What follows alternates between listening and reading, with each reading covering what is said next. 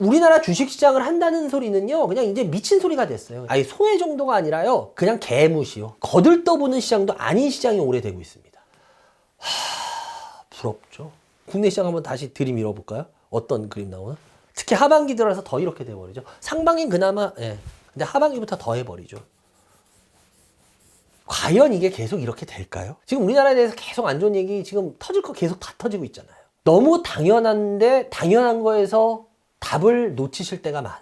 쉽게 말하면 더 이상 어느 선 이상은 나빠지기가 어려워지는 선에 들어간다는 거죠. 주식시장이 조금만 바뀌는 모습들이 들어오면은 무섭게 주식시장을 불을 붙일 수 있는 사람들이에요. 이제 나중에 시장이 어떻게 바뀔지 모르는 하나의 이게 에너지원들이 될 수가 있습니다. 올해 시장 여러분들한테 나중에 지나면 2025년 시장이 어떤 시장이었는지, 제가 왜 이렇게까지 이야기하는지 여러분들이 지나보시면 알 거예요. 그럼 반장님, 우리나라 주식시장이 엄청나게 갈까요? 네, 갑니다. 만약에 제 예상이 맞다면 하반기에 우리나라 시장, 코스닥 이런 데가 분명히 빠져야 될 겁니다. 그런데 거짓말같이 코스닥이 빠지죠. 우리나라 개별주가 전 세계 이지방이 될 겁니다. 지금 여러분한테 엄청난 시장이 기다리고 있기 때문에. 여러분들이 지금까지 엉터리로 했던 거 다 용서해 줄 만큼 큰 시장이 기다릴 거예요. 이제부터 여러분들이 이 시장을 놓치고 나면 여러분들은 굉장히 큰 후회를 하게 됩니다. 이 기회를 잡으셨으면 좋겠어요. 깜짝 놀라셨죠? 그래요. 빨리 나와서 인사를 해야 되는데, 야, 영상이 먼저 나갔죠? 아마 그때 제가 그렇게 막 계속 이야기하고 그럴 때, 아이고, 저 말도 안 되는 소리를, 이런 생각들 많이 하셨죠. 만약에 타임머신이 있었으면 얼마나 좋을까요? 돌아가서 제 말을 아주 굳건히 믿으셨을 거예요. 그죠? 참 안타까워요, 이럴 때마다. 얼마 전에도 말씀드렸지만 삼성전자는 변명이 안 되는 주식입니다. 왜냐? 우리나라에서 월등한 시총률이 어떤 누구도 온 국민이 다 살 수 있는 주식, 온 국민이 다 사도 다 같이 행복할 수 있는 주식, 어떻게 보면 그런 유일한 주식입니다. 제가 왜 이걸 보여드렸냐면, 제가 이렇게 삼성전자 가지고 제 모든 걸 걸고 여러분들 시집장가 미천 만들어 드린다라고까지 하면서까지 밀었던 사람은 아마 제 기억에는 그 당시에 뭐 다시 돌려봐도 그렇게 얘기한 사람이 없었을 겁니다. 그리고 참 저도 조롱 많이 받았어요. 너 혼자 무슨 미래를 내다보느냐 등등. 근데 전 이렇게 보였거든요. 진짜. 그렇기 때문에 여러분들이 진짜 이거 가지고 돈 버셨으면 좋겠다라고 생각을 해서 그렇게 강하게 이야기했던 거고, 이렇게 하고 나서 지금 뭐 여러분들 보시다시피 제가 이걸 가지고 여러분들한테 돈벌이를 합니까? 뭘 합니까? 다른 분들 같이 책을 뭐 어떻게 합니까? 뭐 어떻게 꼬십니까? 안 하잖아요. 진짜 전 순수한 마음으로 여러분들이 진짜 투자라는 걸 제대로 해서, 마음 편히 그냥 주식 사서 기다려도 얼마든지 좋은 주식을 싸게 사면 그래서 돈 벌 수 있는 거구나. 뭐 전문가 방송이 이런 거니 막 미친 듯이 쫓아다니면서 리딩방 그렇게 해서 결국 그렇게 돈 버는 게 아니구나라는 거를 직접 증명하고 보여드리고 싶었어요. 이런 기회가 또 언제 올지 솔직히 저도 잘 모르겠습니다. 열심히 하고는 있지만 이렇게까지 여러분들한테 제가 제 모든 걸 걸고 시집장가 보내드릴 수 있는 미천 만들어드려요 라고 말할 수 있는 주식은 없거든요. 근데 또 이런 기회를 줄지 안 줄지는 모르겠어요. 제가 얼마 전에도 쇼츠로 여러분들한테 나름대로의 솔루션은 드렸는데, 그 쇼츠도 여러분들한테 어떻게 받아들여질지, 또 여러분들 이제 올라가니까 또 삼성전자 모두 다 예찬하고 아주 난리도 아니더라고요. 그런 분들 말 또 믿고 계시더라고요. 점점 이 반장 말엔 또 귀를 닫으세요. 그래요. 뭐 제가 뭐 하루 이틀도 아니고 그런 거 뭐 좀 시장 잘 되면 또 저 외면하시잖아요. 제 말. 어쨌거나 전 여러분들이 뭐 제 말 외면하는 것도 좋고 다 좋습니다. 그렇지만 여러분들이 주식의 노예가 안 됐으면 좋겠어요. 그리고 정말 편안한 마음으로 주식하시면서 올바르게 얼마든지 돈 벌 수 있는 곳이다 라고 저는 여러분들이 그런 걸 아셨으면 좋겠습니다. 전 분명히 말씀드리지만 제가 아는 거에서 열심히 하는 거고요. 이것으로 인해서 돈을 버시는 것도 여러분의 몫이고, 이것으로 인해서 혹시라도 깨지시게 돼도 제가 어떻게 해드릴 수 있는 부분은 없어요. 제 얘기를 듣고 잘 여러분 스스로 좀 더 깊게 연구해 보시고 생각해 보시고, 그리고도 좋다 그랬을 때 그 주식을 행동으로 옮기지, 뭐 이 반장이 무조건 좋으면 에이, 절대 아닙니다. 저도 얼마든지 틀려요. 여러분들 모든 건 여러분들한테 귀결된다는 거, 그리고 여러분들이 책임을 지셔야 된다는 거. 그렇기 때문에 전 어디까지나 도움의 역할을 조금 할 뿐입니다. 그러니까 항상 여러분들과 명심하시고요. 여러분들 요즘 메일 많이 주셔서 감사하고요. 지금 주소 나가고 있죠? 메일 주시면요, 제가 여러분들이 원하는 종목에서 골라서 해드립니다. 그러니까 여러분들 잊지 마시고요. 그리고 이제 강의를 합니다. 지금 이게 나가고 있는 바로 토요일이죠. 제가 여러분들 의정부에서 지금 거의 한 2년 만에 가더라고요. 아마 굉장히 놀라운 이야기들이 좀 있을 겁니다. 제가 강의 때도 여러분들 아시죠? 제가 원래 상반기 내내 강의 때마다 뭐라 그랬어요? 삼성전자가 여러분들한테 돈 좀 벌라고 덤비는 거 안 보이세요? 라고 몇 번을 얘기했죠. 이거 사놓으면 보너스예요, 보너스. 제가 강의에서 그렇게까지 얘기 다 드렸죠. 진짜 제 강의에서는 상당히 중요한 얘기들을 해요. 왜냐, 강의에 오시는 그 정도의 수고를 하시는 분들한테는 저는 그래도 그분들의 수고를 생각하려고 합니다. 그렇기 때문에 강의에서 또 다른 이야기들이 많이 나올 때가 있으니까 오늘도 그런 얘기 있을 수 있지 않을까요? 필요하신 분들은 와서 열심히 들으시기 바랍니다. 오늘도 열심히 한번 출발해 보겠습니다.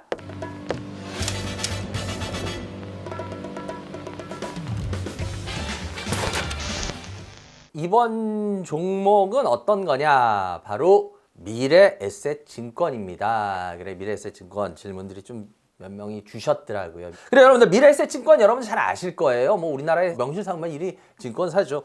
1996년에 설립된 대표적인 증권사입니다. 미래에셋 금융그룹이죠. 미래에셋그룹의 핵심 회사입니다. 특히나 이 회사가 더 커진 건 여러분 잘 아실 겁니다. 2016년에 대우증권하고 합병하면서요. 그러면서 부동의 진짜 1위의 증권사의 자리를 올라갔죠. 그리고 현재 증권사 중에 시총도 1위인 회사입니다. 아시는 분도 계신데 모르는 분도 분명히 계셨을 거예요. 그리고 이 회사 같은 경우에 2020년이었죠. 미국의 그 글로벌엑스 거기를 인수하면서 ETF죠. 해외 금융시장으로 확대를 하면서 그쪽을 주도하고 있습니다. 그래서 이 회사는 3대 축이 있어요. IB, 투자은행, 그리고 또 하나는 글로벌 비즈니스, 그리고 또 하나는 디지털 금융. 이 미래에셋은 이 3대 축으로 성장을 지금 하는 그런 회사입니다. 증권사기 때문에 이 회사가 돈을 얼마나 갖고 있느냐 이런 거 알아봐야겠죠. 이 회사의 자기 자본이 약 12조입니다. 12조. 여러분들 아실 거예요. 한국투자증권하고 굉장히 서로 자기 자본 가지고 많이 싸움을 했죠. 왜냐하면 그래야지 뭐 여러 가지 기능을 할 수가 있기 때문에. 그래서 자기 자본 늘리냐고 증권사들 굉장히 노력했던 거 몇 년 전에 주식시장에 계셨던 분들은 생생히들 기억하실 겁니다. 그리고 고객 자산이요. 와, 많이 컸어요. 미래에셋증권. 1000조예요. 1000조.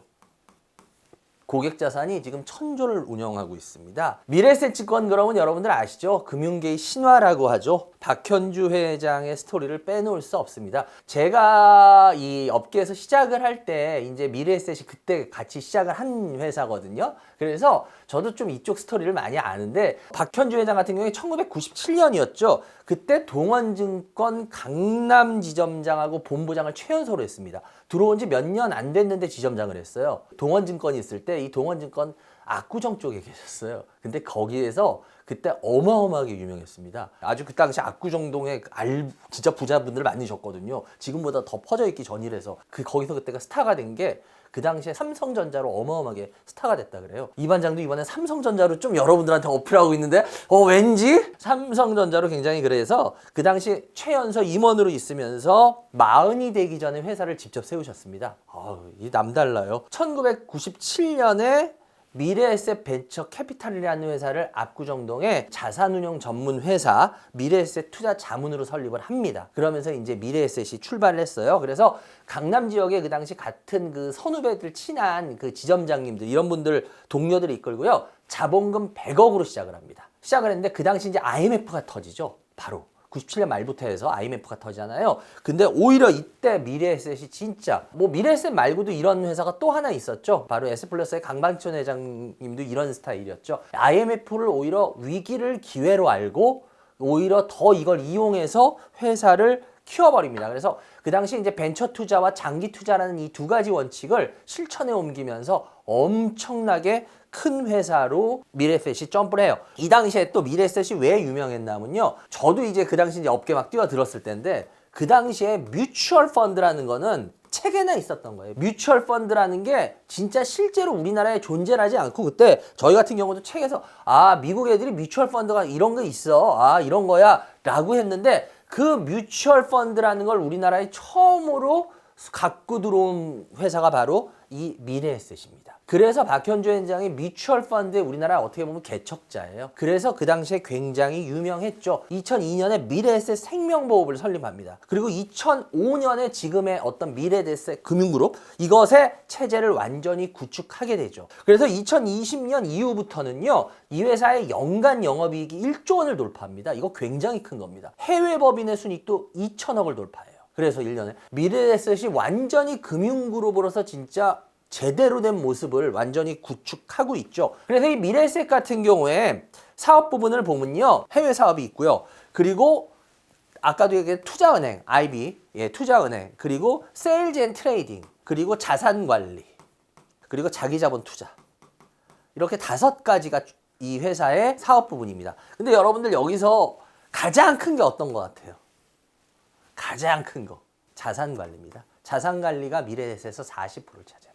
그리고 뭐 예를 들어서 투자은행 IB 같은 게 한 뭐 20, 세일즈 앤 트레이딩도 한 20, 뭐 이런 식으로 돼 있어요. 그래서 여러분들 미래에셋 선전들 보면 자산관리의 모습 뭐 선구자 어쩌고 그런 멘트 많이 나올 거예요. 왜냐하면 미래에셋이 자산관리가 그 회사에서 가장 큰 목을 차지하고 있습니다. 이 정도는 알아두시는 게 좋고요. 그리고 얘네들 경쟁사들이 있죠. 뭐 얼마 전에도 뭐 저 그런 기사를 본 적이 있어요. 20년 전에 우리나라 10대 그룹하고 지금 10대 그룹이 뭐 몇 개가 바뀌어 있고 뭐 시총 12기업에서 몇 개가 바뀌어 있고 막 이런 기사들 여러분들 보셨죠? 근데 저는 이런 걸 보면은 지금 이게 딱 떠올라요. 지금 5대 증권사가 미래에셋, 한국투자증권, 삼성증권, 그리고 NH투자증권, 그리고 마지막 하나 여러분들이 계좌 많이 파고 계시죠? 어디?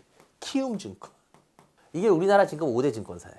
그런데 여기 되게 재밌는 게 뭔지 아세요? 제가 이제 증권업계 들어와서 처음에 막 이제 신입 때 그리고 막 이쪽 대리 때 막 이때 5대 증권사가 딱 하나 있어요. 그 당시 5대 증권사가. 혹시 어딘지 여러분들 맞추실 수 있겠어요? 삼성증권 하나 남기고 다 바뀌었습니다. 참 이게 재밌는 게 왜 그러냐면 우리나라가 이렇게 금융이나 산업들이 여러분들이 보면 많이 안 바뀌었다고 생각하지만 굉장히 많이 바뀌고 있어요. 그 당시 5대 증권사가 어떻게 됐냐면요. 이게 삼성증권, 대우증권은 미래에셋이 됐죠. 그 다음이 어디냐? 현대증권. 그리고 하나가 LG투자증권. 지금 들어보니까 아하 여러분들 아마 그러실 거예요. 그래 이런 데 있었지. 그리고 마지막 하나가 어디였냐면 대신증권. 제가 있던. 그래서 이게 5개였어요. 그래서 제가 왜 이걸 하냐면 맨날 이 5대 증권사는 서로 그 막 지역 본부들마다 뭐 매일 서로 얼마나 실적 냈는지 매일 서로 간에 맨날 랭킹 매겨요. 그래서 아침 조회 때마다 요번 달에는 우리가 뭐 5대 증권사 중에 뭐 지금 몇입니다. 분발합시다 뭐 하고 맨날 조회하고 그거 진짜 힘들었거든요. 그래서 제가 이건 너무 생생히 기억을 해요. 근데 지금은 이제 이렇게 바뀌었죠. 근데 잘 보시면 여러분들 서로 다 틀려요. 뭐냐? 삼성증권은 뭐에 강점이 있을까요? 삼성증권은 고액자산가 위주예요. 강점이.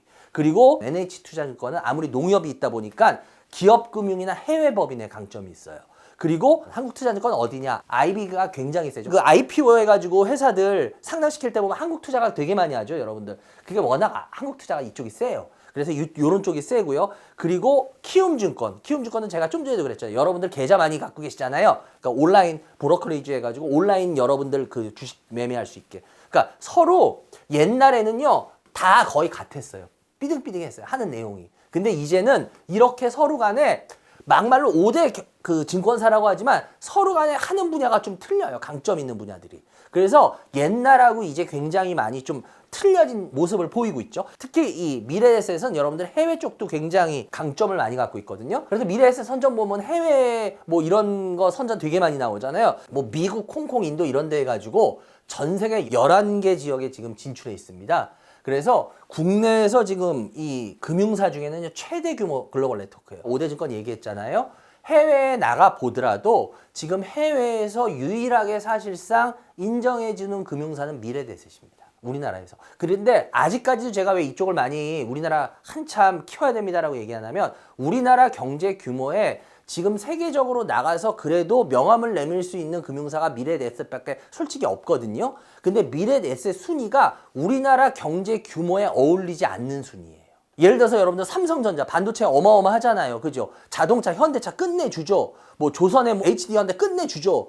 워낙 우리나라 경제 규모에 그 정도들이 있어야 돼요. 그런데 금융만큼은 진짜 우리나라 경제 규모에 한참 모자라요. 아직까지 우리나라 금융이 진짜 우물한 개구리입니다. 그래서 가장 그나마 좀 국제화돼 있다라고 볼 수 있고요. 특히 미래에셋 보면은요, 올해 들어와서 굉장히 가파르게 상승을 하고 있죠. 이건 여러분들 주봉이나 월봉을 보더라도 지금 아마 나타날 거예요. 어때요? 주봉 보세요.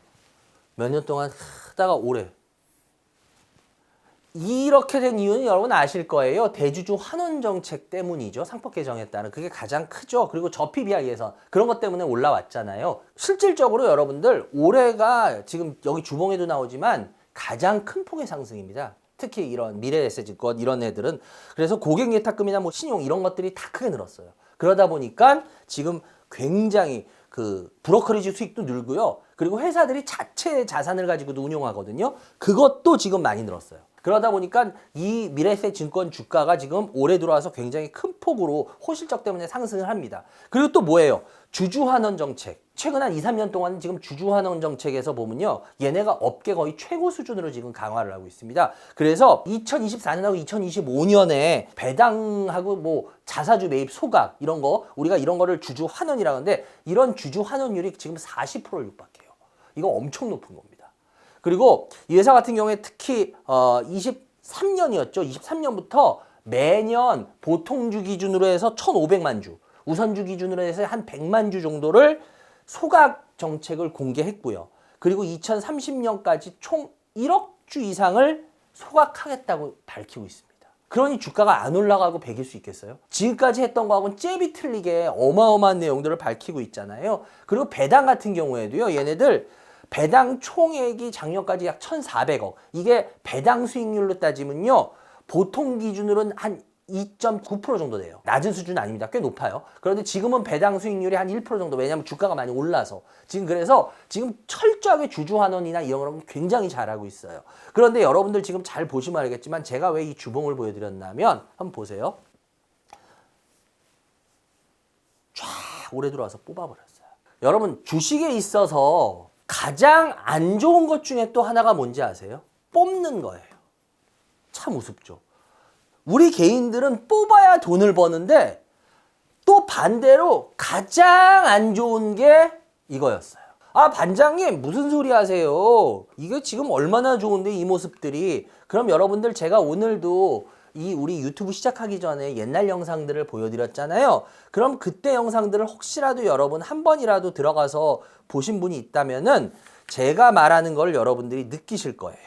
이게 종합주가지수인데요. 제가 작년 연말에 이렇게 막 얘기할 때 그때 제가 여러분들 올해 시장이 왜 여러분들 자꾸 안 좋다고만 하세요 라고 이야기한 거를 확인하실 수 있을 거예요. 못 믿겠으면 여러분들 지금 빨리 가서 보세요. 전 다른 분들 같이 뭐 안 했는데 했다라고 하거나 그런 사람 아니에요. 안 한 건 안 한 거고 한 건 한 거고 실상은 실수했다고 인정합니다. 지금 제가 작년 11월 12월 그리고 올해 뭐 1월에도 계속 했던 영상들 뭐 주식교실 이런 거 들어가서 보세요. 올해 시장이 무조건 왜 안 좋지 않을 겁니다 라고 계속 떠들었나면 그 근거가 거기 있죠. 왜 그럴까요? 작년에 우리나라 주식시장이 전 세계에서 제일 안 좋았어요. 우리나라 시장이 꼴등이었어요. 그 소리는 반대로 말하면요. 올라갈 수 있는 가장 좋은 근거가 마련됐다는 소리예요. 삼성전자도 제가 왜 그렇게 자신 있었을까요? 젊어 믿겠으면 갭을 믿으세요 하면서까지. 삼성전자가 많이 밀렸다는 건 굉장히 좋은 반대의 신호가 될 수 있습니다. 물론 주식에 따라 틀리고 시장에 따라 틀리겠지만요. 똑같은 겁니다. 제가 왜 미래에셋을 지금 이렇게 설명을 드리냐면요. 그동안 안 올랐던 거, 어떻게 보면 그동안 좀 힘을 모았던 거를 이렇게 뽑아버리게 되면 물론 조금 더 갈 수도 있게 돼요. 근데 이렇게 갈 수도 있게 되겠지만 지금 잘 보시면요. 여러분들 주봉으로도 보이죠? 어떤가요? 몇 개월째 지금 서 있다는 겁니다. 조정에 들어와 있다는 거예요. 물론 이게 이렇게 될 수도 있어요. 그렇지만 과연 이렇게 될 확률이 얼마나 많이 높을까를 한번 생각해 보시라는 거예요. 왜? 이렇게 상승을 해버리면요. 주식이 뽑더라도 금방 곧 지치는 모습을 보여요. 여러분들 그런 주식 하나 보여드릴까요? 여러분들이 몇 년 동안에 가장 좋게 생각했던 주식 중에 하나가 있어요. 금융주 중에. 금융주의 대장이었죠. 이건 워낙 제가 강의 때 하려고 그랬는데 오늘 제가 그냥 유튜브에서 하나 보여드릴게요. 여러분들 금융주 하면요. 금융주에서 무조건 1등으로 뽑은 게 있어요. 몇 년 동안. 이 회사는 무조건 계속 올라가는 걸로 생각했던 주식. 바로 메리츠 금융주주입니다. 우리 한번 상담도 있었을 거예요. 몇 년 동안 코로나 이후로 계속 올라갔어요. 그래서 메리츠 금융지주예요. 다들 어마어마한 자신감을 갖고 다들 갖고 계셨어요. 근데 메리츠 금융주주 어떻게 되고 있는지 아세요? 올해 들어와서 지금 서 있어요. 물론 이게 조정받고 더 가기 위한 걸로 서 있다고 말하실 수도 있겠죠. 근데 이게 제가 아까도 말했지만 많이 올라간 건 반대로 이제 빠지기 좋다는 1번 이유가 되기도 해요. 뒤집으면.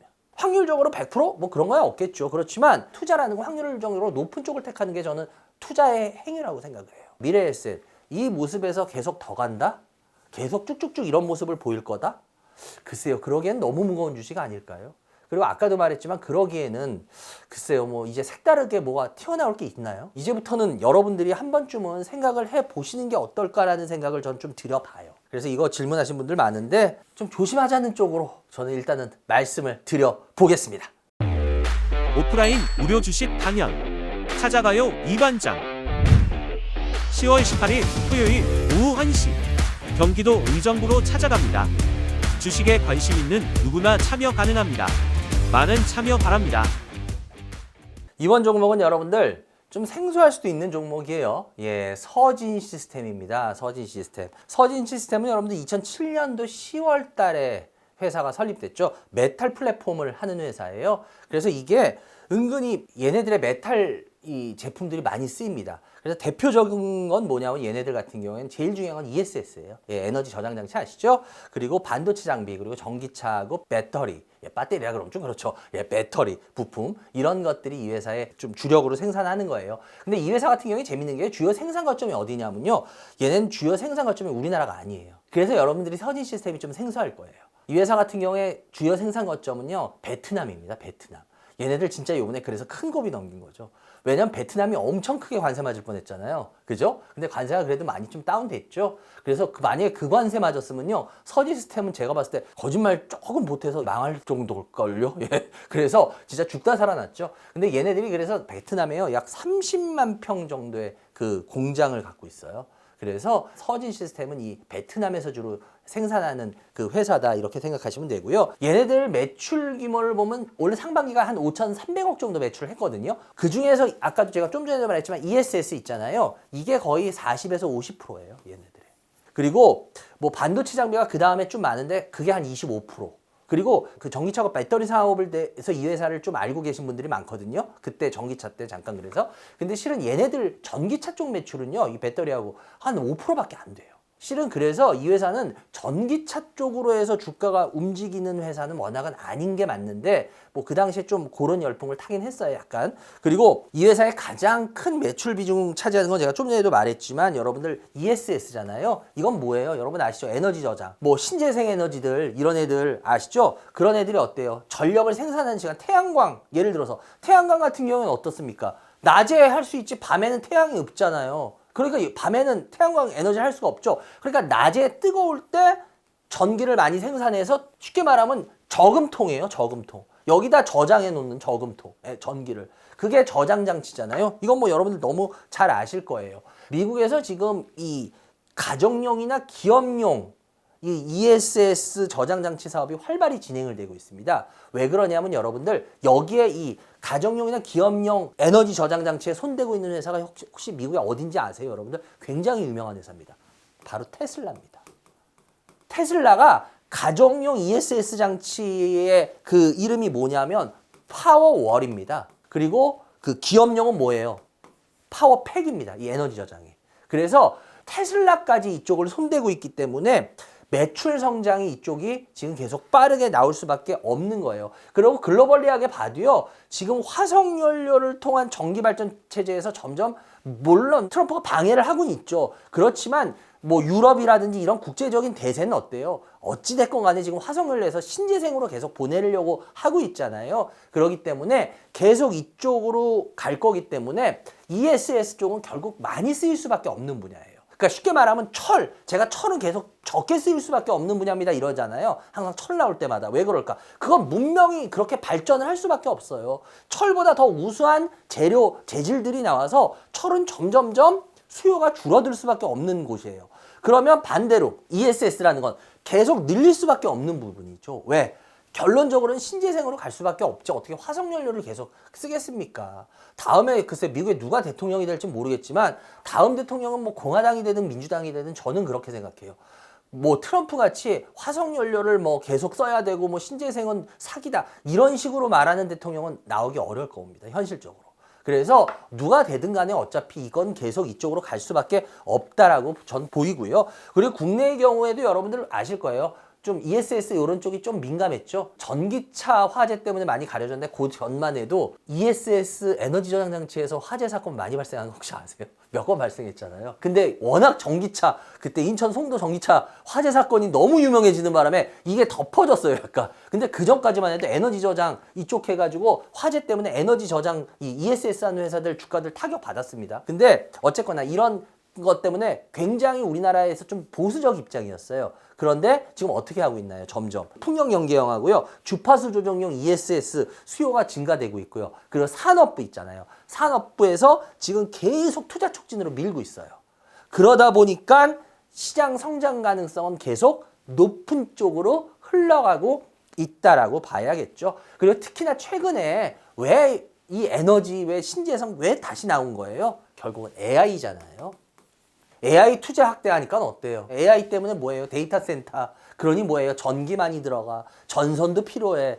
이쪽이 다 그것 때문이었잖아요. 그래서 이런 것 때문에 니즈가 계속 지금 요구되는 건 맞아요. 이 AI가 많이 쓰일 수밖에 없죠. 어떻게 AI가 안 쓰겠어요? 그죠? 그러니까 이쪽은 계속 늘 수밖에 없는 분야는 분명합니다. 그러니까 이거에 대한 대안이 나온 게 뭐였어요? SMR. 그리고 뭐예요? 원전이었잖아요.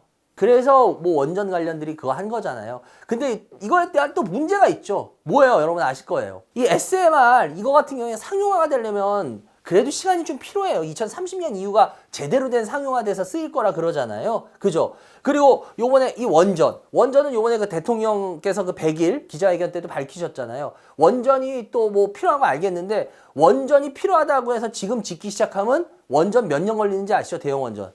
10에서 15년 걸려요. 그게 제대로 이제 전기를 생산하려면 지금부터 지어서. 그럼 10에서 15년 뒤에 전기 쓰자는 말이야. 맞죠? 그 말 틀리지 않죠. 그렇잖아요. 그러니까 이런 부분을 현실적으로 해결해야 되잖아요. 전기는 늘어나는데. 그럼 어떻게? 신재생 같은 경우에 태양광이나 이런 풍력 이런 것들은요. 이게 좋은 점이 있어요. 뭐냐? 빨리 지을 수가 있어요. 1년에서 2년이면 생산을 해내요. 서로 간에 일장일단이 솔직히 다 있습니다. 그건 분명히 우리가 인정을 해야 돼요. 근데 지금 당장 에너지가 필요하다? 그럼 여러분들 예를 들어서 이런 거지. 깨끗한 나는 삼다땡 뭐 이런 물 아니면 안 먹어. 이러는데 만약에 상상을 해보세요. 지금 한 33도 4도 돼. 근데 막 지금 산을 갔다 왔어. 근데 막 온몸이 땀이고 막 지금 막 목말라 미칠 것 같아. 지금 물이 사방에도 없어. 근데 수돗물은 있어. 그러면 여러분들 난 수돗물이라서 나는 내가 이거 안 마셔. 이럴 거예요? 글쎄요. 그럴 사람 있을까요? 거의 100명에 99명은 다 마실 것 같은데 수돗물이라도. 물을 당장 구할 수가 없는데 몇 킬로 가도. 그럼 마시게 돼요. 어쩔 수 없이. 똑같은 거예요. 신재생이 뭐 어쩌고저쩌고 말을 해도 자꾸 이런 AI 이런 게 들어와서 에너지원이 필요하면 빨리빨리 만들어내야 되거든요. 그런데 뭐 10에서 15년 기다리고 만들어낼 거예요? 큰일 날라고. 그러기 때문에 이쪽에 대한 수요들은 계속 현실적으로 생겨날 수밖에 없습니다. 그래서 트럼프가 아무리 막는다 그래도 이쪽은 제가 봤을 때 못 막는 건 맞아요. 그래서 제가 전에도 이번에 SDI 할 때도 그랬죠. SDI 요즘 계속 오르죠. 그래 제가 그랬잖아요. SDI도 더 이상 나빠지기가 어렵다 그랬던 이유가 왜 그래요? 이쪽 2차 전지 배터리도 왜 그럴까요? 좋아지는 것까지는 아닌데 최악은 면해진다. 그리고 이제 조금씩 나아질 거다. 계속 그 얘기하는 이유가 그거예요. 왜? 나빠지게 하려고 해도 더 이상 나빠지게 할 수가 없어요. 아무리 미국 대통령이라 그래도 시계를 거꾸로 돌릴 수는 없어요. 그렇기 때문에 이런 쪽들은 계속 될 거다라고 보고 있고요. 그리고 선진시스템 같은 경우에 24년도였죠. 작년 매출이 굉장히 큰 폭으로 증가했는데요. 매출이 약 1조 원이었어요. 1조 원을 돌파했는데 그때 ESS가 굉장히 큰 역할을 합니다. 그래서 잘 보시면 2024년도에 보세요. 주가 크게 올라갔죠. 이게 ESS 때문에 실적이 엄청나게 확 좋아졌어요. 그래서 그런 거예요. 그런데 또 주가가 이렇게 해서 내려오고 있죠. 왜 그럴까? 이거는 미국에서 상호가 관세 때문에요. 올해 그 관세 이슈로 올해 3분기까지 이 ESS 매출이 역성장할 거로 전망되고 있어요. 그러다 보니까 어때요? 또 착 이렇게 밀린 적 별 볼 일 없죠. 그래서 하락 추세 있고요. 이 회사 같은 경우에 특히나 이 ESS 부분에서 가장 큰 고객사는 이 회사가 어디냐면 우리나라를 워낙 상대 안 했어요. 제가 아까도 그랬죠. 베트남에 거의 있었다 그랬잖아요. 그러다 보니까 어디냐? 다 미국으로 나갔습니다. 내가 그래서 이 회사가 잘못하면 진짜 큰일 날 뻔했던 회사입니다. 그랬던 이유가 이 회사의 저기는 거의 단일 고객이었어요. 누구냐면 플루언스 에너지라고요. 베트남에서 생산해서 미국의 플루언스 에너지라는 회사한테로 다 납품해요. 근데 여러분들 거기 베트남의 관세 50% 때려봐요. 그럼 이 회사 어떻게 돼요? 망한다 그랬잖아 내가. 진짜 이 회사 망할 뻔하다가 살아나는 회사예요. 근데 이제는 점점 고객을 다변화합니다. 뭐 우리나라 SDI라든지 SK온 이런 쪽으로 점점 ESS 매출 고객 사양을 이제 계속 다양하는 걸 지금 추진하고 있습니다. 그리고 특히 이 회사가 또 좋은 이유는 뭐냐면 미국에 여러분들 저기 아세요? 오파법. 오파법 모르세요? 오파법? 예. 우리나라 오빠 미국 버전. 예. 오파법. 이게 뭔지 아세요? OBBBA 법안이라고 혹시 아시죠? 이게 뭐예요? One Big Beautiful Bill Act라 그래가지고요. 아주 하나의 아름다운 큰 법. 우리나라로 말하면 이건데 이게 결국 뭐냐면요. 트럼프의 감세 법안이에요. 감세 법안. 그래서 트럼프의 감세 법안 뜻이 뭐예요? 세금을 줄이겠다. 세금 이제 이런 것들 다 줄여주겠다는 거잖아요. 거기에서 이 청정 에너지 관련 투자 섹터가 뭐냐면 48E ITC 이 정책이 여기에서 그 청정 에너지 관련 그 투자 정책인데요.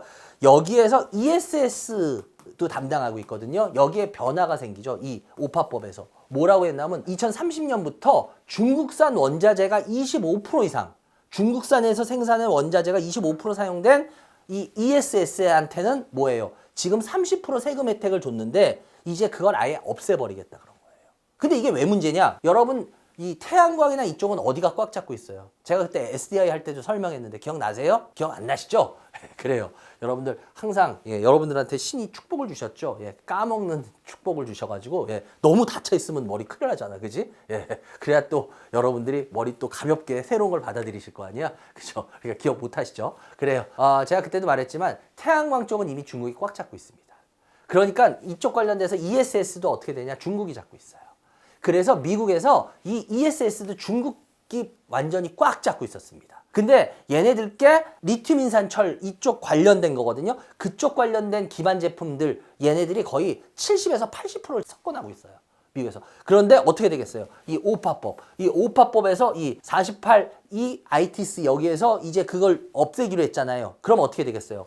중국계 점점 사라지고 우리나라는 이 중국산 제품들을 이 중국산 걸 별로 많이 안 써요. 그러면 어떻게 될까? 우리나라 업체들한테 길이 열리게 되죠. 그렇게 되면 서진 시스템이 어떻게 되겠습니까? 상당히 유리해질 수가 있다라는 거죠. 그리고 제가 아까도 말씀드렸지만 SK온이나 SDI한테도 매출이 어느 정도 이제 올해부터 나기 시작하면 내년에 눈에 보이는 매출 성장이 가능할 수 있다라는 거죠. 그리고 이 회사의 아까 25% 정도를 차지하는 게 반도체라 그랬잖아요. 반도체 부품. 이 반도체 이쪽도 어때요, 여러분들? 뭐 삼성전자 하이닉스로 지금 대변돼서 여러분들 뭐 저보다 더 잘하시죠? 뭐 여기저기 하도 많이 보시니까. 그죠? 그렇기 때문에 어때요? 이제 점점 이쪽도 매출이 늘어날 수밖에 없겠죠. 그리고 특히나 올해 하반기부터는요, 베트남에 얘네가 또 그 이 반도체 또 라인이 있어요. 근데 신규 라인이 본격적으로 가동됩니다. 그러면 이 부분도 나쁘지 않다라고 봐야 되고요. 그리고 아까도 제가 잠깐 말했지만 이 회사가 워낙 전기차하고 이 배터리 부품 이쪽이 워낙은 그쪽 관심들을 많이 가졌던 회사인데 전에는. 근데 이 회사의 매출의 한 5% 정도밖에 안 돼요. 근데 이게 성장은 그렇게 못할 거예요. 팍팍. 그런데 그래도 이게 빠르진 않지만 어느 정도는 지속될 겁니다. 꾸준하게. 그리고 얘네들이 통신장비도 합니다. 통신장비도 한 10% 정도 하는데 통신장비가 워낙 보통 보면 세대 전환이 일어날 때 그래서 여러분들 전에 아실 거예요. 뭐 KMW라든지 솔리드라든지 이런 거 보면 다 이 5G 들어올 때 막 이러잖아요. 그죠? 그래서 이 5G에서 이제 6G로 가게 되면은 얘네가 그때 좀 혜택을 볼 거예요. 근데 요거는 조금 시간이 걸리죠. 그렇기 때문에 나쁘진 않다. 그러니까 전체적으로 보면은 제가 아까도 이 차트를 보면서 같이 설명드렸지만 역시 에너지 저장 때문에 그런 거 했다가 역시 볼품이 없다. 역성장할 것 때문에 빠졌다가 제가 이제 뭐라 그랬어요? 이제 다시 이 에너지 저장 ESS가 미국의 플러스 에너지에서만 하다가 우리나라 SK온이라든지 SDI 쪽으로 이제 점점 이쪽으로 매출처를 늘려가고 있다라 그랬죠. 그리고 중국 쪽도 이제 점점 줄어들고 하면은 주봉이나 월봉으로 보면요. 서진 시스템 같은 경우에 요번 주에 지금 좀 올라오곤 있는데 근데 어찌됐건 간에 그렇게까지 뭐 크게 뭘 한 회사는 아니에요. 그래서 이 회사 같은 경우에는 주가를 그렇게 뭐 심하게 뽑거나 그런 흐름도 아니기 때문에 차분하게 한번 지켜보시면은 그래도 지켜볼 만한 회사다. 일단은 그렇게 말씀을 드릴게요. 그래서 이거 갖고 계신 분들이 있으면은 뭐 특별히 어떤 걸로 빨리빨리 움직이실 거가 아니면은 이 가격대에서는 그냥 뭐 조정이 혹시 조금 나오더라도 홀딩하고 가셔도 그렇게 나쁘진 않지 않겠냐. 그리고 요 가격보다 좋은 가격대로 나중에 계속 가 있지는 않겠냐, 이런 생각을 마지막으로 드려보겠습니다. 오프라인 무료 주식 당연 찾아가요 이반장 10월 25일 토요일 오후 1시 울산광역시로 찾아갑니다. 주식에 관심 있는 누구나 참여 가능합니다. 많은 참여 바랍니다.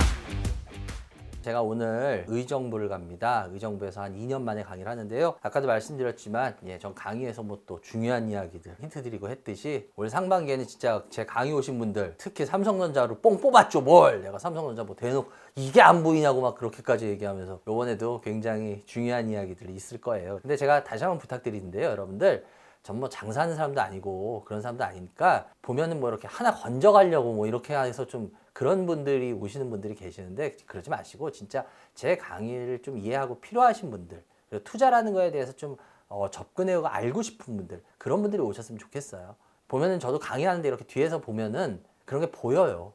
근데 그런 분들이 있으면 저도 좀 이렇게 맥이 빠집니다. 사람이다 보니까. 그러니까 진짜 투자라는 거에 대해서 올바르게 알고 그런 분들 위주로 오셨으면 해요. 제가 어떻게 보면 개인적인 바람입니다. 그러니까 필요하신 분들 오시는 쪽으로 하시기 바랍니다. 이번 종목은요, 여러분들 바로 삼양컴텍이라는 회사입니다. 삼양컴텍. 잘못 들으면 삼양컵라면 이렇게 들렸죠. 이 회사는 여러분들 워낙 역사는 굉장히 오래된 회사예요. 이 회사 깜짝 놀라실걸요. 1962년에 오리엔탈 공업이라는 회사로 설립된 섬유 강화 플라스틱 같은 이런 복합 소재들을 워낙 만드는 회사예요. 그러다 이 회사 같은 경우에 방위산업으로 진출합니다. 그래서 이 회사 워낙 방위산업업체예요. 그래서 방위산업으로 진출하면서 이 회사가 이름을 오리엔탈 코라는 이름으로 변경을 합니다. 그러다가 2006년에 이 회사가 제오 빌더라는 데한테 인수가 돼요. 그러면서 바로 지금 사명인 주식회사 삼양컴텍으로 사명을 변경하고요. 상장은 진짜 역사에 비해서 얼마 안 됐죠. 올해 8월에 상장했습니다. 1962년부터 시작된 회사인데요. 올해 상장된 회사예요. 굉장히 좀 아이러니하죠. 이 회사의 매출 비중 보면요, 방산 100%입니다. 우스갯소리로 표현하면 저는 이렇게 표현하거든요. 올빵, 올 방산 100%. 이렇게 기억하시면 돼요. 그래서 이 회사 같은 경우에 공장이요, 구미에도 있고 광주, 안성 등이 있습니다. 그래서 여러분들이 이 회사는 그렇게까지 친숙하지 않는 이유가 있어요. 이 회사 하는 내용을 보시면 알아요. 이 회사가 주요 제품은 뭐냐면요, 지상용, 항공용 방탄 제품을 만들어요. 방호 방탄 제품. 그리고 뭐 복합재 뭐 이런 거 하는데요. 얘네들은 쉽게 말하면 방탄 관련된 뭐 방탄 조끼, 예를 들어서 이렇게 이런 거 하신다고 생각하면 돼요. 그래서 얘네들이 지상용 이 방호 방탄, 이게 뭐냐면요, 혹시 군대 가셨던 분들 중에 그 탱크나 이런 장갑차 모신 분들 들어가셔 보신 분들 있죠. 그러면 그거 안에 장갑이라 그래가지고 이렇게 그 관통 방지하게 되어 있는 이런 것들이 이렇게 설치되어 있는 거 혹시 특수 구조물 아세요? 그런 거 있거든요. 그러니까 쉽게 말하면 여러분들 그냥 철만 있는 게 아니에요. 강철로 이렇게 돼 있는 게 아니에요. 그 옛날 탱크나 이러고 그 안에 또 이렇게 쌓는 게 있어요. 쉽게 말하면 그걸 바로 얘네가 해요. 그래서 일반인들이 거의 잘 모르실 거예요. 그래서 얘네들이 K2 전차 있죠. K2 전차에도 그 장갑차 안에 내외부에 부착돼서 이렇게 관통을 방지하는 거, 총알 같은 거 들어오는데 그냥 뚫고 들어오면 기관다 그 뚫고 들어오면 큰일 나잖아요. 그래서 그런 걸 방지하는 거, 그거를 하기 때문에 K2 전차의 것도 얘네가 하는 거예요. 그래서 실은 일반인들이 잘 몰라서 그렇지 이 회사 굉장히 업력 오래되고 그런 쪽으로 빵빵한 회사예요. 그리고 얘네들 항공용 방탄이 방호 제품이, 아니 항공용에 뭐가 필요하지? 여러분들 혹시 전쟁 영화 남자분들 좋아하시죠? 전쟁 영화 좋아하시면은 블랙호크 다운 이런 거 할 때도 보면은 재밌는 거 느끼지 않으세요? 막 그 헬리콥터가 전쟁 이렇게 여기 가지고 착 가서 뭐 부상병들 빼내오고, 그러고 뭐예요? 막 그 특수병들 이렇게 해줄 때 막 총알이 삑삑삑 막 날라오잖아요. 헬리콥터에. 근데 헬리콥터 추락 잘 안 되지 않아요? 막 총 맞는데? 왜 그럴까요? 그거 여러분들 궁금하지 않으셨어요? 총알이 어떻게, 저거 영화인가? 아니요. 헬리콥터에도 여러분들 방탄판이라는 게 있습니다. 그래서 전쟁 중에 이렇게 막 헬리콥터가 맞아도 괜찮게 막 내려주고 다시 휙 올라가고 하는 게 헬리콥터에 그냥 일반 헬리콥터가 아니라 방탄판이라는 게 깔려 있어요. 이런 방탄판, 그리고 항공 그 탑승용 좌석에서 보면 그 내추락 성능 그거 하는 거 있거든요. 그런 어떤 항공용 부품 구조물 이런 것들도 얘네가 해요. 그래서 얘네들이 항공용 방탄 방호라는 거는 그쪽에 쓰이는 겁니다. 그리고 뭐 이 복합재라는 거 아까 잠깐 얘기했는데 이거는 내구성이 높은 뭐 보호덮개라는 게 있어요. 보호덮개. 그리고 연료 탱크. 이런 것들을 하는 거예요. 그래서 얘네들은 100% 방산 쪽이에요. 그래서 얘네들 제품별 매출 비중을 보면요. 얘네 어디로 제일 많이 나간지 아세요? K2 전차. K2 전차용 특수 장갑으로 얘네가 매출 60%가 그쪽에서 다 나와요. 그리고 소형 그 전술 차량의 그 방호 키트라고 있거든요. 이게 한 20%. 요런 식. 그러니까 얘네들 제가 아까도 그랬잖아요. K2 전차. 이 회사를 알고 보면요. 이 회사 되게 매력적이었던 회사예요, 실은. 그래서 제가 봐도 상장을 이 회사 되게 늦게 한 거예요. 왜냐면 방산 좋을 때 뭐 했지? 막 방산 막 이럴 때 좀 더 빨리 서두르지? 오히려 얘네들은 너무 늦게 좀 들어온 그런 감이 있어요. 그리고 얘네들 수출도요. 이렇게 하지만 수출도 40% 이상이에요. 내수가 한 60 가까이 되고 그럼 내수에서 주로 어디 상대하겠어요? 당연하겠죠. 어디에겠어요? 뻔하죠. 현대 로템, 하나 에어로 뭐 이런 데죠. 한국항공우주. 왜? 헬리콥터, 전차. 그러니까 거의 그거예요. 그러니까 여러분들이 실은 이 회사 조금만 알면은요. 이 회사 되게 이해하기 쉬운 회사입니다. 그리고 이 회사 근데 되게 재밌는 게 뭐냐면 여러분들 혹시 이 회사 공부해 보신 분들은 아신데요. 우리 공부할 때 뭐라 그래요? 이 회사를 알고 싶으면 사업 보고서를 보라 그러죠. 근데 이 회사 사업 보고서 보면요. 이 회사 제품들에 대한 설명이 있을까요? 없을까요? 없습니다. 이 회사 사업 내용에 대한 자세한 내용이 안 나와 있어요. 왜냐하면 여러분들 그 방위사업청 그 내규에 따르면요. 저도 맨 처음에 이 회사 공부할 때 왜 없지? 이랬거든요. 이게 왜냐면 예규에 따라서 이 해당 업무와 관련되지 않은 사람한테는 이 전파나 누설하지 못하도록 법으로 규정이 되어 있습니다. 모르셨죠? 방산에서도 그런 게 있어요. 그래서 이 회사 사업 보고서 들어가 봐도요. 이 회사의 자세한 사업 내용이 안 나올 겁니다. 그래서 오히려 개인들이 이 회사에 대해서 알기가 더 어려워요. 그래서 삼양컴텍 같은 경우에는요. 이 회사가 아까도 얘기했죠. 1962년부터 50년 동안요. 얘네들은 거의 방탄 쪽에만 올인한 회사예요. 그래서 이 회사 이 방탄 방호 이쪽은 이 회사의 글로벌 기술력은요. 거의 넘버원이라 그래요. 그 정도로 이 회사가 굉장히 그리고 이쪽 이 방탄 방호 이쪽 관련해서는요. 생산 능력도 거의 전 세계에서 1위예요. 얘네가. 그래서 여러분들이 잘 몰라서 그렇지 이 삼양컴텍이라는 회사가 참 대단한 회사는 맞습니다. 그리고 이 회사의 핵심 기술이 뭐냐면 중 방탄 세라믹이라는 건데 중이라는 게 뭐냐면 가운데 중이 아니라 무거울 중자. 그러니까 중방탄 세라믹 이 타일 제조 기술 이건데요. 이건 뭐냐면 K2 그 흑표 전차이죠. K2 흑표 전차 여기에서 특수 이 방탄 장갑 제가 아까도 그랬죠. KT 전차에서 이게 막 못 들어가게 이런 거 막 총알 쏴도 못 들어가고 뭐 이런 거 막는 거 이거 특수 장갑이라고 그러거든요. 이런 특수 장갑에 쓰이는 핵심 요소입니다. 그래서 이런 세라믹 복합재료 이거는요. 국방 분야에서요. 매우 높은 전략 중요성을 갖고 있어요. 여러분들 지금 우리나라 K2 전차 아시잖아요. 난리 아주 뭐 유럽 쪽에도 그죠. 근데 거기에서 아주 이게 핵심 요소입니다. 이게 왜 중요하냐면요. 제가 좀 전에도 말했지만 옛날 장갑차나 옛날 탱크는요. 그냥 철갑 하나였어요. 진짜 강철. 그래서 보면 핑 하고 예를 들어서 이런 거죠. 영화 퓨리 같은 거 아시죠? 퓨리. 브래드 피트 나오고 했던. 그런 영화에서 보면은 뭐 그 독일군이 쏠 때 그 탱크에 쏘면 핑 하고 막 총알이 그냥 강철 딱 뚫고 들어와서 막 사람 죽고 그래요. 근데 이제는 그렇지가 않아요. 그 방탄 장갑 이런 게 다 있기 때문에 이제 그렇게 쉽게 뚫고 들어오지 못합니다. 이런 것들. 그런데 이게 왜 중요하냐면 이게 좋아야지 가벼울 수가 있어요. 가벼운 뭐예요? 여러분들 혹시 전쟁 영화들 보면 탱크가 서로 앞에서 쏘든가요? 탱크 퓨리 같은 거 보면은 여러분들 서로 뒤 잡으려고 그래요. 꼬리 잡기 같이. 왜냐하면 뒤가 약해요. 탱크는. 뒤가 약점이에요. 그래서 탱크 서로 이렇게 해가지고 막 서로 이렇게 포신 이렇게 해가지고 서로 윙 계속 돌잖아. 뒤 잡으려고. 그러면 어때요? 빠른 놈이 이겨요. 그러려면 기동성이 좋아야 되거든요. 그러면 강철이 두꺼워지면 어떻게 되겠어요?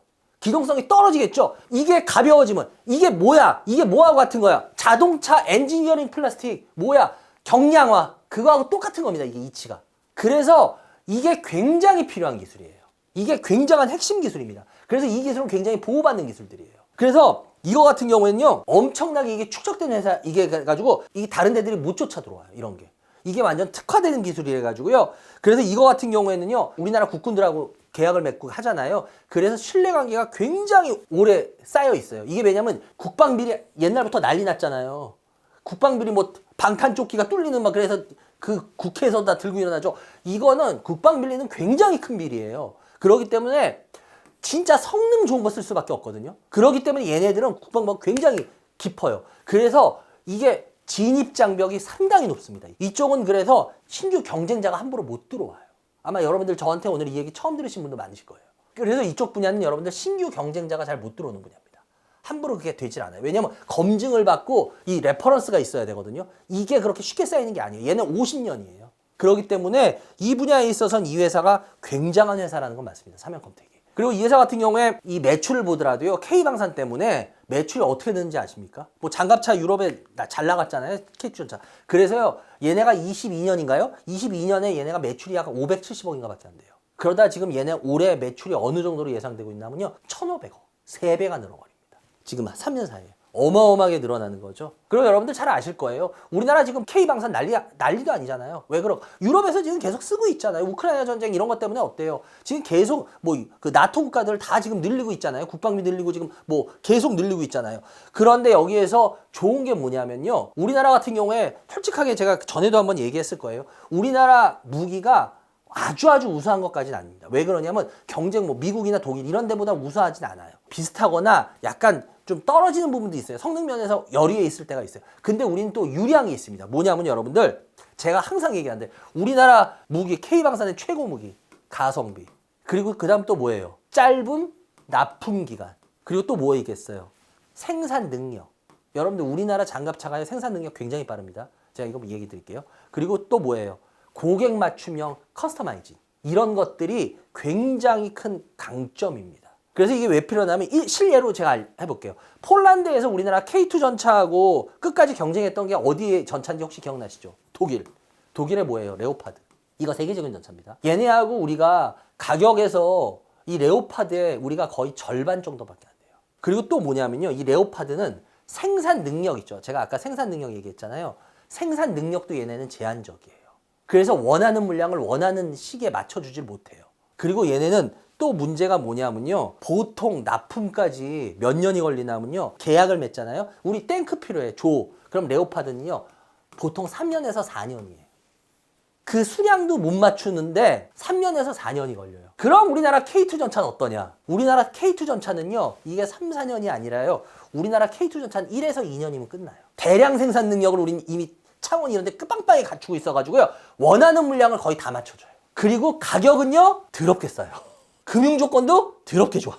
그러니 지금 다른 나라들 EU 국가들은 어때요? 뭐 다 잘 사나요? 아니잖아요. 어느 정도 사는 나라들도 꽤 많잖아요. 그럼 그런 나라들은 어때요? 어느 정도 싸면서 이렇게 되고 있으면은 성능이 좀 약간 떨어지더라도 어떻겠어요? 사고 싶겠어요? 그 부분이에요. 근데 문제는 뭐냐면 뭐 제가 가끔 강의 때도 얘기했지만 EU가 우리나라 이쪽을 이제 견제하기 시작했죠. 뭐냐면 이제는 우리나라 무기들, 그러니까 쉽게 말하면 유럽 내, 독일 레오파드 이런 식으로 유럽 내에서 생산하는 무기들을 대폭 뭐 몇 년도까지 대폭 늘리게 이제 규정으로 만들라 그러죠. 예, 하고 만들어 놓고.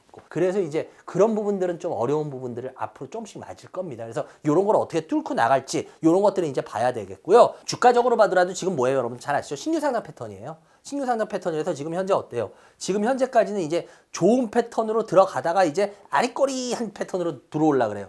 지금 이 가격은 18,000원, 18,000원에서 14,500원.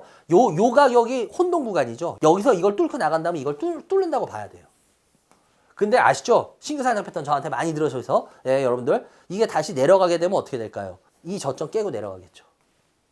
그래서 이거는 여러분들이 신규 상장 패턴으로만 보시면 간단해요. 그럼 여러분들 요거는 하나 좀 받으실 필요가 있어요. 뭐냐? 얘네들이 신규 상장했기 때문에 뭐예요? 락업 물량들, 보호예수들이 걸려있잖아요. 보호예수들이 얘네들이 지금 8월 18일에 상장했으니까 11월 18일이면 3개월이죠. 그죠? 이제 그럼 곧 오겠네요. 좀 더 지나면. 그죠? 그런데 얘네들이 3개월, 6개월 물량이 전체 얘네 주식 물량 중에 한 60% 정도가 보호예수가 풀려요. 근데 이 정도, 이러실 텐데 여러분들 그게 아니라 웬만한 애들이 보통 그 정도는 돼요. 그러니까 3개월하고 6개월 보호예수 풀리는 물량이 한 60% 정도 되나? 한 그 정도 될 거예요. 근데 그 정도가 많은 건 아니에요. 근데 그렇다고 해서 그럼 적어요? 아니, 적은 것도 아니에요.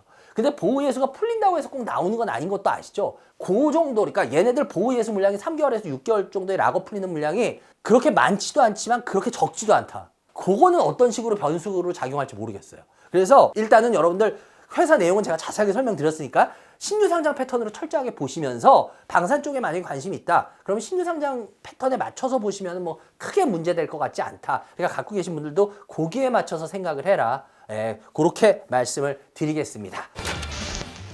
과연 오늘은 또 어떤 이야기가 여러분들 머릿속에 남았을지 모르겠네요. 아까도 처음에 말씀드렸지만 타임머신이 있었으면 다시 그때로 돌아가고 싶죠. 그리고 이 반장 말 믿고 싶죠. 그래요. 아까도 말씀드렸지만 전 여러분들이 진짜로 투자라는 걸로 하시면서 주식의 노예가 안 되셨으면 좋겠어요. 하실 일 다 하시고 편하게 주식이라는 거 즐기시면서 그러면서 돈도 벌 수 있는 곳이다. 이걸 아셨으면 좋겠어요. 보면 맨날 다들 시세 보느냐고 그렇게 다들 주식의 노예 안 됐으면 좋겠습니다. 이제 추석 연휴 다 끝난 첫 주말이잖아요. 그죠? 이제 또 열심히 일상으로 다들 돌아가셨을 테니까 열심히 연말까지 또 달리고 해보자고요. 하여튼 여러분들 좋은 주말 되시기 바랍니다. 오늘도 시청해 주셔서 감사합니다.